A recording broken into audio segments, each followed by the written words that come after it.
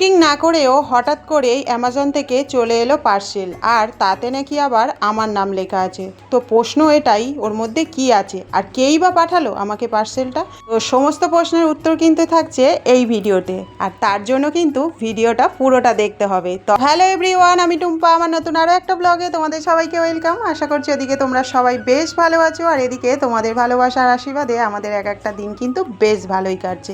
তাহলে চলো আজকের ভিডিওটা শুরু করা যাক। দেখো, সকাল সকাল তো ঘুম থেকে উঠে পড়েছি, আর তারপর কিন্তু সমস্ত কাজকর্ম সারা হয়ে গিয়েছে। আর এদিকে দেখো, কাল থেকে যেহেতু অম্বুবাচী লেগেছে, তাই আজকে আর ঠাকুর ঘরে যাওয়ার ব্যাপার নেই, তাই ঠাকুর ঘরের বাইরে থেকেই কিন্তু একটু প্রণাম সেরে নিলাম। আর তারপরে দেখো চলে এসেছি কিন্তু চা করতে। তো চাটা করে তো খেয়ে নিলাম আমি আর ছেলে, আর সকালে যেহেতু ওরা খেয়েছে তাই ওদের জন্য আর বানালাম না। তো তারপরে কিন্তু তাড়াতাড়ি করে ভাতটাও বসিয়ে দিয়েছি।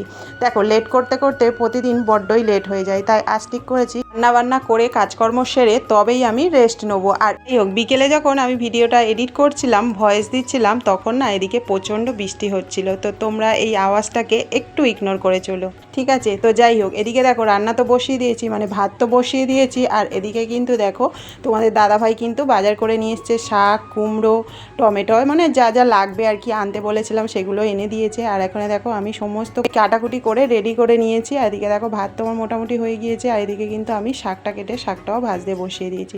আর তার মাঝে মাঝে কিন্তু আমি একটু খেয়েও নিচ্ছিলাম। সত্যি কথা বলতে সকালে শুধু যাই চা বিস্কুট খেয়েছি, তারপরে আর টিফিনটা করা হয়নি, তাই ভাবলাম বেলা যেহেতু হয়ে গিয়েছে একটু মুড়ি চানাচুর নিয়ে খেয়ে নিই। তো ফাইনালি শাকটা ভাজতে ভাজতেই আমি খেয়ে নিলাম, কারণ হচ্ছে দেখো তা না হলে আর কিন্তু খাওয়া হবে না। তো বাড়ির সবার মোটামুটি খাওয়া হয়ে গিয়েছে। আর এদিকে দেখো আমার ছেলে, কাল যেহেতু স্কুল আবার স্টার্ট হচ্ছে, মানে 2 মাস পরে ফাইনালি কালকে আমার ছেলেদের স্কুল খুলবে। আর এটা শোনার পরে ও দেখো আবার পড়াশোনা মানে স্টার্ট করেছে আর কি। সত্যি বলতে পড়াশোনা তো করতো, তো ওর হচ্ছে মানে শারীরশিক্ষার খাতা রেডি করতে বলেছিল আর কি ছুটির মধ্যে, তো সেটা করেনি। তো ফাইনালি আজকে ও কিন্তু কমপ্লিট করবে বলে লেগে পড়েছে।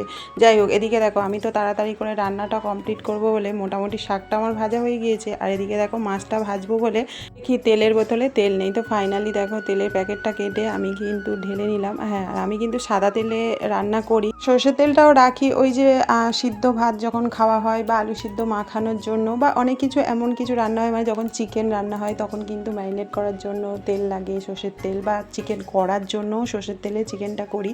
তো এইসব কারণে সর্ষের তেলটা থাকে। তো ফাইনালি সর্ষের তেলের প্যাকেটটা দেখেছিলাম ফুটো হয়ে গিয়েছে, মানে লিক হয়ে গিয়েছে হয়তো কোথাও, তো সেই কারণে তেল পড়ছিল। তো যেটার জন্য ভাবলাম সর্ষের তেলটাই কাটি। তো ফাইনালি দেখো এদিকে আমার তরকারি বসানো হয়ে গিয়েছে। আর এদিকে দেখো আমি একটু জল খাচ্ছি বলে আমার ছেলে বলছে আমার জন্য এক ঢোক রেখো। তো এটা শোনার পরে আমার এত হাসি পেয়েছিল, কারণ হচ্ছে বাড়িতে যেন আর জল নেই, এরকম একটা ব্যাপার। যাই হোক, রান্না টান্না সেরে এসে দেখো একটুখানি গরম হচ্ছিল প্রচণ্ড, তো একটু শুয়ে পড়েছিলাম। তো ছেলে এসে বলছে মা ঠাম্মি ভাত চাইছে, 1টা বেজে গিয়েছে, তুমি ভাতটা দিয়ে দাও ঠাম্মিকে। তো কিছু করার নেই, দেখো মানে সবাইকে নিয়ে তো চলতে হবে। তো ফাইনালি দেখো উঠে আমি মাকে ভাতটা দিয়ে দিলাম। আর মার শরীরটা একটু খারাপ, মানে পেটটা গন্ডগোল হচ্ছে আর কি। যাই হোক, তো তার জন্য কাঁচকলা সিদ্ধ দিয়েছিলাম, আর আজকের ভাতটা ওই জন্যে পুরো একটু কালো কালো হয়ে গেছে, মানে কাঁচকলার কষ যেটা হয় আর কি। তো ফাইনালি দেখো শাক ভাজা, কাঁচকলা সিদ্ধ আর মাছের ঝোল দিয়ে মাকে তো ভাতটা দিয়ে দিলাম।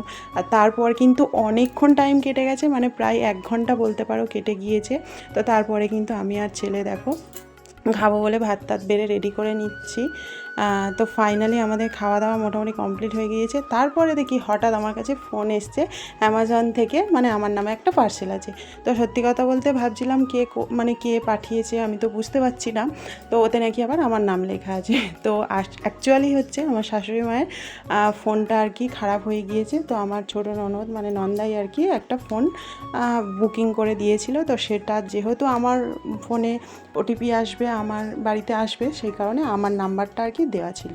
তো যাই হোক, দেখো ফাইনালি পার্সেলটা তো খুলেছি। আর খোলার পরে দেখো জিনিস ছোট হোক বড় হোক যাই হোক না কেন, আমাদের কিন্তু প্রত্যেকেরই কিন্তু আনন্দ হয়, মানে বাড়িতে কোনো নতুন কিছু এলেই কিন্তু বেশ ভালো লাগে। আমি আর আমার ছেলে তো দেখো অপেক্ষা করতে পারছি না, মানে কতক্ষণে খুলবো এটাই ভেবেই আর কি। তো ফাইনালি খোলার পরে দেখে ফোনের কালারটা আমাদের খুবই পছন্দ হয়েছে। আর মা যেহেতু বড় ফোন ইউজ করতে পারে না, তো মার জন্য ছোটো ফোনই আর কি ঠিকঠাক আছে, মার ফোনটা খারাপ হয়ে গেছিলো। তো আমার ছেলে দেখো ওটাকে এখন সেটিং করছে। তো করার পরে আমাকে দেখালো।